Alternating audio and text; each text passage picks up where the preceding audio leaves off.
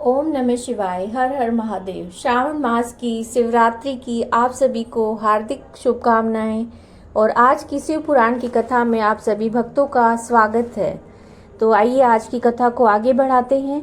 ब्रह्मा जी कहते हैं, नारद, उस समय देवताओं के साथ शिव गणों का घोर युद्ध आरंभ हो गया। उसमें सारे देवता पराजित हुए और भागने लगे। वे एक दूसरे का साथ छोड़कर स्वर्ग लोक में चले गए। उस समय केवल महाबली इंद्र आदि लोकपाल ही उस दारुण संग्राम में धैर्य धारण करके उत्सुकता पूर्वक खड़े रहे। तदंतर इंद्र आदि सब देवता मिलकर उस सम्रांगण में बृहस्पति जी को विनीत भाव से नमस्कार करके पूछने लगे। लोकपाल बोले, गुरुदेव बृहस्पति, तात महाप्राग दयानिधे, शीघ्र बताइए, हम जानना चाहते हैं कि हमारी विजय कैसे होगी। उनकी ये बात सुनकर बृहस्पति ने प्रयत्न पूर्वक भगवान शंभु का स्मरण किया और ज्ञान दुर्बल महेंद्र से कहा। बृहस्पति बोले, इंद्र, भगवान विष्णु ने पहले जो कुछ कहा था वह सब इस समय घटित हो रहा है। मैं उसी को स्पष्ट कर रहा हूँ, सावधान होकर सुनो। समस्त कर्मों का फल देने वाला जो कोई ईश्वर है वो कर्ता का ही आश्रय लेता है। कर्म करने वाले को ही उस कर्म का फल देता है। जो कर्म करता ही नहीं उसको फल देने में वह भी समर्थ नहीं है। अतः जो ईश्वर को जानकर उसका आश्रय लेकर सत्कर्म करता है उस कर्म का फल मिलता है, ईश्वर द्रोही को नहीं। ना मंत्र, ना औषधियां, ना समस्त आभिचारिक कर्म, ना लौकिक पुरुष, ना कर्म, ना वेद, ना पूर्व और उत्तर मीमांसा तथा नाना वेदों से युक्त अन्य शास्त्र भी ईश्वर को जानने में समर्थ होते हैं। ऐसा प्राचीन विद्वानों का कथन है। अनन्य शरण भक्तों को छोड़कर दूसरे लोग संपूर्ण वेदों का 10,000 बार स्वाध्याय करके भी महेश्वर को भली भांति नहीं जान सकते। यह मां श्रुति का कथन है। अवश्य भगवान शिव के अनुग्रह से ही सर्वथा शांत, निर्विकार एवं उत्तम दृष्टि से सदा शिव के तत्व का साक्षात्कार हो सकता है।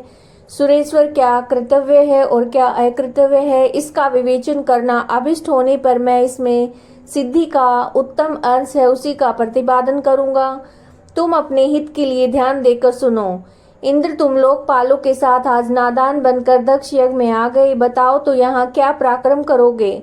भगवान रुद्र जिनके सहायक हैं, ऐसे ये परम क्रोधी रुद्रगण इस यज्ञ में विघ्न डालने के लिए आए हैं और अपना काम पूरा करेंगे, इसमें संशय नहीं है। मैं सत्य सत्य कहता हूँ कि इस यज्ञ के विघ्न का निवारण करने के लिए वस्तुतः तुम में से किसी के पास भी सर्वथा कोई उपाय नहीं है। बृहस्पति जी की ये बात सुनकर वे इंद्र आदि समस्त लोकपाल बड़ी चिंता में पड़ गए। तब महावीर रुद्र गणों से घिरे हुए वीरभद्र मन ही मन भगवान शंकर का स्मरण करके इंद्र आदि लोकपालों को डांटा और इसके पश्चात रुद्र गणों के नायक वीरभद्र ने रोष से भरकर तुरंत ही संपूर्ण देवताओं को तीखे बाणों से घायल कर दिया। उन बाणों की चोट खाकर इंद्र आदि समस्त सुरेश्वर भागते हुए 10 दिशाओं में चले गए। जब लोकपाल चले गए और देवता भाग खड़े हुए तब वीरभद्र अपने गणों के साथ यज्ञशाला के समीप गए। उस समय वहां विद्यमान समस्त ऋषि अत्यंत भयभीत होकर परमेश्वर श्री हरि से रक्षा की प्रार्थना करने के लिए सहसा नतमस्तक होकर शीघ्र बोले, देव देव रमानाथ सर्वेश्वर महाप्रभु, आप दक्ष के यज्ञ की रक्षा कीजिए। आप ही यज्ञ हैं, इसमें संशय नहीं है। यज्ञ आपका कर्म रूप और अंग है। आप यज्ञ के रक्षक हैं, अतः दक्ष यज्ञ की रक्षा कीजिए। आपके सिवा दूसरा कोई रक्षक नहीं है। ब्रह्मा जी कहते हैं, नारद, ऋषियों का ये वचन सुनकर मेरे सहित भगवान विष्णु वीरभद्र के साथ युद्ध करने की इच्छा से चले। श्री हरि को युद्ध के लिए उद्यत देखकर शत्रुमर्दन वीरभद्र, जो वीर परमत गणों से घिरे हुए थे, कड़े शब्दों में भगवान विष्णु को डांटने लगे। ब्रह्मा जी कहते हैं, नारद, वीरभद्र की ऐसी बात सुनकर भगवान बुद्धिमान देवेश्वर विष्णु वहां से प्रसन्नता पूर्वक हंसते हुए बोले। श्री विष्णु ने कहा, वीरभद्र, आज तुम्हारे सामने मैं जो कुछ कहता हूँ उसे सुनो। मैं भगवान शंकर का सेवक हूँ। तुम मुझे रुद्रदेव से विमुख न कहो। दक्ष अज्ञानी है, कर्म कांड में इसकी निष्ठा है। इसने मूर्तावश पहले मुझे बार बार अपने यज्ञ में चलने के लिए प्रार्थना की थी। मैं भक्त के अधीन ठहरा, इसलिए यहाँ चला आया। भगवान महेश्वर भी भक्त के अधीन रहते हैं। तात, दक्ष मेरा भक्त है, इसलिए मुझे यहाँ आना पड़ा। रुद्र के क्रोध से उत्पन्न हुए वीर, तुम रुद्र तेज स्वरूप हो, उत्तम प्रताप के आश्रय हो। मेरी प्रतिज्ञा सुनो। मैं तुम्हें आगे बढ़ने से रोकता हूँ और तुम मुझे रोको। परिणाम वही होगा जो होने वाला है। मैं पराक्रम करूंगा। ब्रह्मा जी कहते हैं, नारद भगवान विष्णु का ऐसा कहने पर महाबाहु वीरभद्र हंसकर बोला, आप मेरे प्रभु के प्रिय भक्त हैं, ये जानकर मुझे बड़ी प्रसन्नता हुई। इतना कहकर गणनायक वीरभद्र हंस पड़ा और विनय से नतमस्तक होकर बड़ी प्रसन्नता के साथ विष्णु देव से कहने लगा। वीरभद्र ने कहा, महाप्रभु, मैंने आपके भाव की परीक्षा के लिए कड़ी बातें कही थी। इस समय यथार्थ बात कहता हूँ, सावधान होकर सुनो।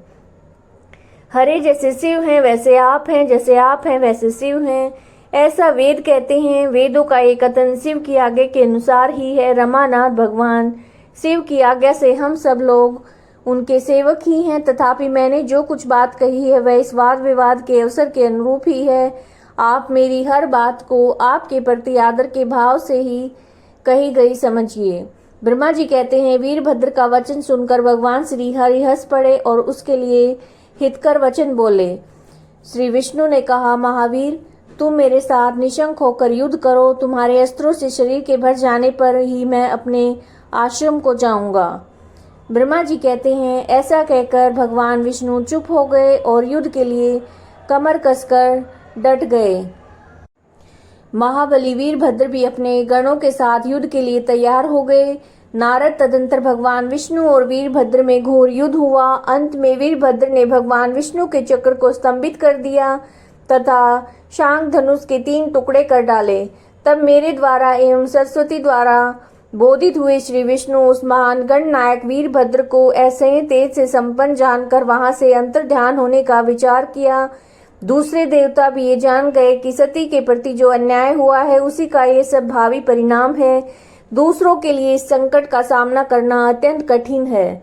यह जानकर वो सब देवता अपने सेवकों के साथ स्वतंत्र सर्वेश्वर शिव का स्मरण करके अपने अपने लोक को चले गए। मैं भी पुत्र के दुख से पीड़ित होकर सत्य लोक चला गया और अत्यंत दुख से आतुर होकर सोचने लगा कि अब मुझे क्या करना चाहिए।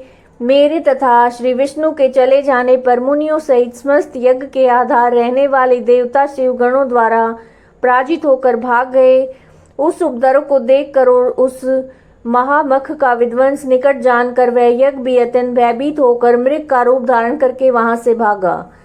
मृग के रूप में आकाश की ओर भागते हुए वीरभद्र ने उसे पकड़ लिया और उसका मस्तक काट डाला। फिर उन्होंने मुनियों और देवताओं के अंग भंग कर दिए, बहुतों को मार डाला। प्रतापी मणिभद्र ने भृगु को उठाकर पटक दिया और उनकी छाती को पैर से दबाकर तत्काल उनकी दाढ़ी मूछ नोच ली। चंड ने बड़े वेग से पूषा के दांत उखाड़ लिए, क्योंकि पूर्व काल में जिस समय महादेव जी को दक्ष द्वारा गालियां दी जा रही थी उस समय वे दांत दिखा दिखाकर हंसे थे।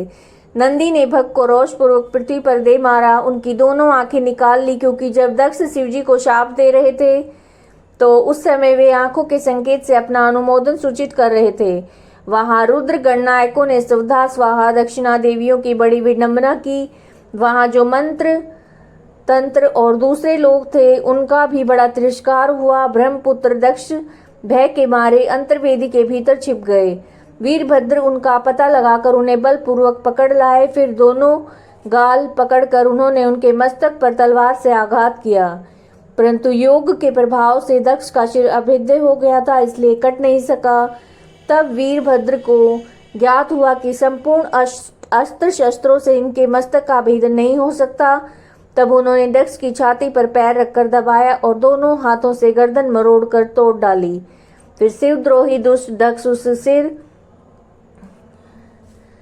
उस सिर को गणनायक वीरभद्र ने अग्निकुंड में डाल दिया। तदंतर जैसे सूर्य घोर अंधकार राशि का नाश करके उद्याचल पर आरूढ़ होते हैं, उसी प्रकार वीरभद्र दक्ष और उनके यज्ञ का विध्वंस करके कृत कार्य होकर तुरंत वहां से उत्तम कैलाश को चले गए। वीरभद्र को काम पूरा करके आया देखकर परमेश्वर शिव मन ही मन बहुत संतुष्ट हुए और उन्होंने वीर प्रमथ गणों का अध्यक्ष बना दिया। सूत जी कहते हैं, महर्षियों, अमित बुद्धिमान ब्रह्मा जी की कही हुई ये कथा सुनकर द्विश्रेष्ठ नारद विस्मय में पड़ गए। उन्होंने प्रसन्नता पूर्वक प्रश्न किया। नारद जी ने पूछा, पिताजी, भगवान विष्णु शिवजी को छोड़कर अन्य देवताओं के साथ दक्ष के यज्ञ में क्यों चले गए, जिसके कारण वहां उनका तिरस्कार हुआ? क्या वे प्रलयकारी पराक्रम वाले भगवान शंकर को नहीं जानते थे? फिर उन्होंने अज्ञानी पुरुष की भांति रुद्र गणों के साथ युद्ध क्यों किया? करुणा निधे, मेरे मन में ये बहुत बड़ा संदेह है, आप कृपा करके मेरे इस संशय को नष्ट कर दीजिए और प्रभु मन में उत्साह पैदा करने वाले शिव चरित्र को कहिए। ब्रह्मा जी कहते हैं, नारद, पूर्व काल में राजा शिव की सहायता करने वाले श्री हरि को दधिच मुनि ने शाप दे दिया था, जिससे उस समय वे इस बात को भूल गए और दूसरे देवताओं को साथ लेकर दक्ष के यज्ञ में चले गए। दधिच ने क्यों शाप दिया, ये सुनो। प्राचीन काल में शिव नाम से प्रसिद्ध एक महातेजस्वी राजा हो गए। वे महाप्रभावशाली मुनीश्वर दधिच के मित्र थे। दीर्घ काल की तपस्या के प्रसंग से शिव और दधिच में विवाद आरंभ हो गया, जो तीनों लोकों में महान अनर्थकारी के रूप में विख्यात हुआ। इस विवाद में वेद के विद्वान शिव भक्त दधिच कहते थे कि शूद्र, वैश्य और क्षत्रिय, इन तीनों वर्णों से ब्राह्मण ही श्रेष्ठ है, इसमें संशय नहीं है। महामुनि दधिच की बात सुनकर धन वैभव के मद से मोहित हुए राजा शिव ने उसका इस प्रकार से प्रतिवाद किया। शिव बोले, राजा, इंद्र आदि 8 लोकपालों के स्वरूप को धारण करता है। वह समस्त वर्णों और आश्रमों के पालक एवं प्रभु हैं, इसलिए राजा ही सबसे श्रेष्ठ है। राजा की श्रेष्ठता का प्रतिपादन करने वाली श्रुति भी कहती है कि राजा सर्वदेवमय है। मुने, श्रुति के कथन अनुसार जो सबसे बड़ा देवता है वो मैं ही हूँ। इससे विवेचन से ब्राह्मण की अपेक्षा राजा ही श्रेष्ठ सिद्ध होता है। च्यवन नंदन, आप इस विषय में विचार करें और मेरा अनादर ना करें, क्योंकि सर्वथा आपके लिए मैं पूजनीय हूँ। राजा शिव का ऐसा मत श्रुतियों और स्मृतियों से विरुद्ध था। इसे सुनकर भृगु कुलभूषण मुनि श्रेष्ठ दधिच को बड़ा क्रोध हुआ। मुनि अपने गौरव का विचार करके कुपित हुए। महातेजस्वी दधिच ने शिव के मस्तक पर बाएं मुक्के से प्रहार किया और उनके मुक्के की मार खाकर ब्रह्मांड के अधिपति कुत्सित बुद्धि वाले शिव अत्यंत कुपित होकर गरज उठे। उन्होंने वज्र से दधिच को काट डाला। वज्र से आहत होकर भृगुवंशी दधिच पृथ्वी पर गिर पड़े। भार्गव वंशधर दधिच ने गिरते समय शुक्राचार्य का स्मरण किया। योगी शुक्राचार्य ने आकर दधिच के शरीर को, जिसे शिव ने काट डाला था, तुरंत जोड़ दिया। दधिच के अंगों को पूर्ववत जोड़कर शिव भक्त शिरोमणि तथा मृत्युंजय विद्या के प्रवर्तक शुक्राचार्य ने उनसे कहा, शुक्र बोले, तात दधिच, मैं सर्वेश्वर भगवान शिव का पूजन करके तुम्हें श्रुति प्रतिपादित महामृत्युंजय नामक श्रेष्ठ मंत्र का उपदेश देता हूँ। त्र्यंबकम यजामहे, हम भगवान त्र्यंबक यजन आराधन करते हैं। त्र्यंबक का अर्थ है तीनों लोकों के पिता प्रभावशाली शिव। वे भगवान सूर्य, सोम और अग्नि तीनों मंडलों के पिता हैं। सत्व, रज और तम तीनों गुणों के महेश्वर हैं। आत्म तत्व, विद्या तत्व, शिव तत्व, इन तत्वों के आह्वानीय, ग्रहपत्य और दक्षिणाग्नि, इन तीनों अग्नियों के सर्वत्र उपलब्ध होने वाले पृथ्वी, जल एवं तेज, इन 3 मूर्त भूतों अथवा सात्विक आदि भेद से त्रिविध भूतों, त्रिदिव स्वर्ग के त्रिभुज के त्रिधा भूत, सबके ब्रह्मा, विष्णु और शिव तीनों देवताओं के महान ईश्वर महादेव जी ही हैं। यहाँ तक मंत्र के प्रथम चरण की व्याख्या हुई है। मंत्र का द्वितीय चरण है सुगंधिम पुष्टि वर्धनम। जैसे फूलों में उत्तम गंध होती है, उसी प्रकार वे भगवान शिव संपूर्ण भूतों में, तीनों गुणों में, समस्त कृत्यों में, इंद्रियों में, अन्य अन्य देवों में और गणों में अनेक प्रकार सारभूत आत्मा के रूप में व्याप्त हैं। अतएव सुगंध युक्त और संपूर्ण देवताओं के ईश्वर हैं। यहाँ तक सुगंधिम पद की व्याख्या हुई है। पुष्टि वर्धनम की व्याख्या करते हैं उत्तम व्रत का पालन करने वाले द्विश्रेष्ठ महामुने नारद। उन अंतर्यामी पुरुष शिव से प्रकृति का पोषण होता है। महतत्व से लेकर विशेष पर्यंत संपूर्ण विकल्पों की पुष्टि होती है तथा मुझ ब्रह्मा का, विष्णु का, मुनियों का, इंद्रियों सहित देवताओं का भी पोषण होता है, इसलिए वे पुष्टिवर्धन हैं। अब मंत्र के तीसरे और चौथे चरण की व्याख्या करते हैं। उन दोनों चरणों का स्वरूप यूं है, उर्वा रुक्मी बंधनान मृत्युर्मुक्षी मामृतात्, अथवा प्रभु जैसे खरबूजा पक जाने पर लता बंधन से छूट जाता है, उसी तरह मैं मृत्यु रूप बंधन से मुक्त हो जाऊं, अमृत पद मोक्ष से पृथक न हो पाऊं, मोक्ष से पृथक न हों।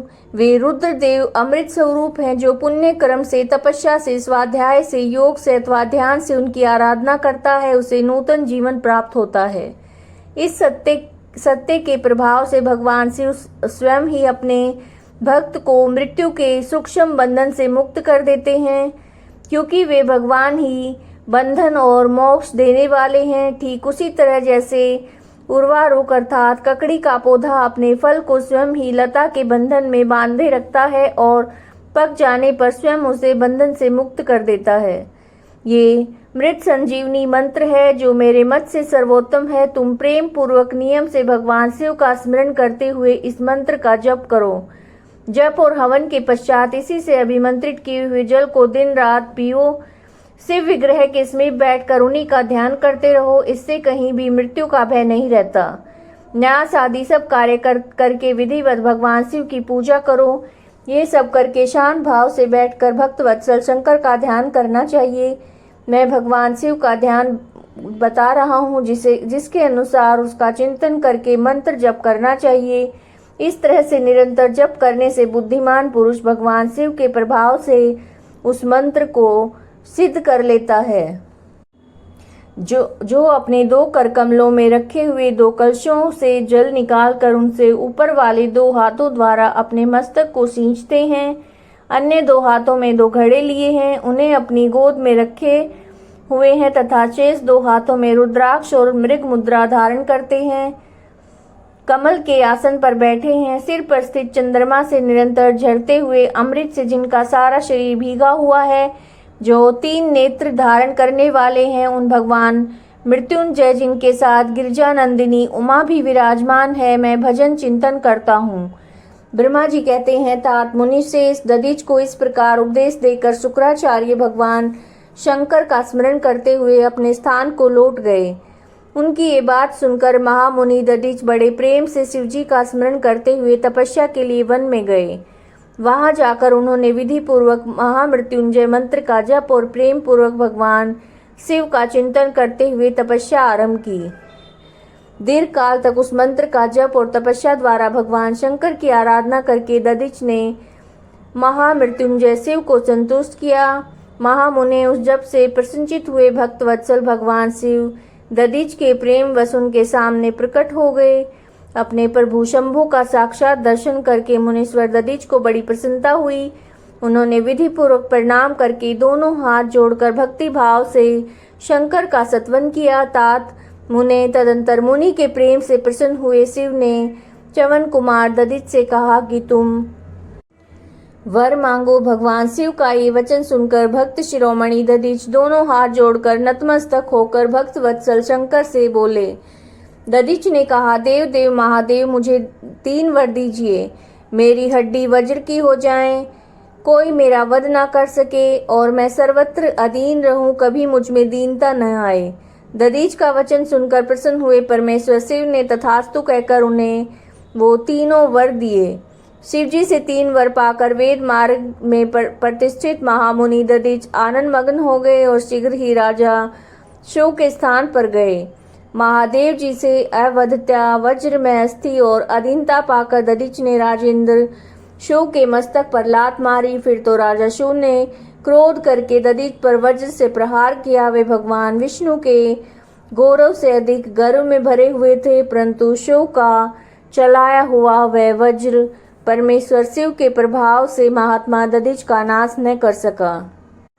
इससे ब्रह्म कुमार शिव को बड़ा विस्मय हुआ। मुनीश्वर दधीच की अवधत्या, अधीनता और वज्र से भी बढ़ चढ़कर प्रभाव देखकर ब्रह्म कुमार शिव के मन में बड़ा आश्चर्य हुआ।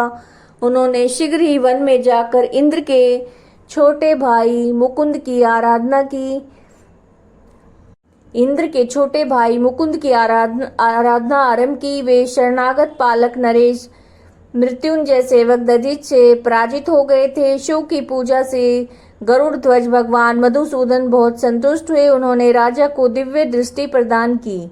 उस दिव्य दृष्टि से जनार्दन देव का दर्शन करके उन गरुड़ ध्वज को शिव ने प्रणाम किया और प्रिय वचनों द्वारा उनकी स्तुति की। इस प्रकार देवेश्वर आदि से प्रशंसित उन अजय ईश्वर श्री नारायण देव का पूजन और सत्वन करके राजा ने भक्ति भाव से उनकी ओर देखा तथा उन जनार्दन के चरणों में मस्तक रखकर प्रणाम करने के पश्चात उन्हें अपना अभिप्राय सूचित किया।